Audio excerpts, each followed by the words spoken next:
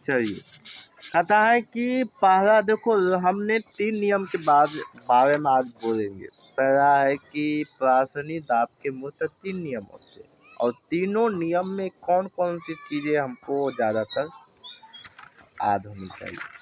पहला है कि वायर हॉकिंग का नियम। वायर हॉकिंग का नियम कहता है कि कोई भी ताप स्थिर रहता है तो उसका प्रासनी दाब की साधक सीधा का समानुपाती होता है, अर्थात टी समानुपाती वायस। कहता है कि टी अनुपाती जहाँ भी बराबर होता है आयतन का, और जिसका बाद टी मतलब आर बटे भी, जहाँ आर बराबर स्थिरांक या आर बराबर टी इंटू भी होता है, अर्थात प्रासनी दाब का विलयन के आयतन का गुणनफल नियंत्रक रहता है। क्या होता है? नियंत्रक। कहता दूसरा नियम है चार्ल्स वांड का नियम। कहता स्थिर सांद्रक पर किसी भी विलयन का प्रासनी दाब उसके परम ताप का समानुपाती होता है। कि परम दाब का क्या होती है? समानुपाती, अर्थात टी बटे आर टी, या चैप्टर ऑफ लॉ। टी बटे आर डैश बराबर, टी का मतलब होता है टेम्परेचर यानी तापमान, तो टी बराबर टी बटे टी, जहाँ आर बराबर क्या है? स्थिरांक।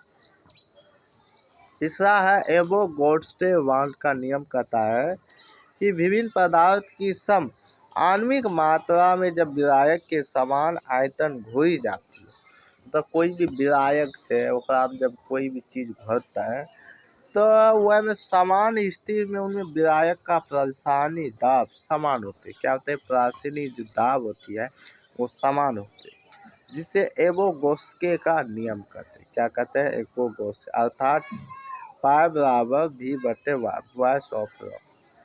पाई बराबर भी बटे वाई चैप्टर ऑफ लॉन्ग बराबर कहते हैं पाई बराबर भी बटे भी बराबर पाई बराबर टी बटे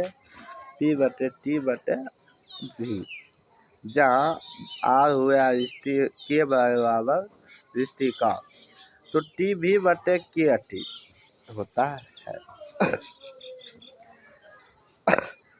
एक हम सॉल्व करते हैं। 24 सेल्सियस के विलयन का प्रासनी दाब इतना है, तो वायुमंडल दाब मोल का प्रति साधन क्या?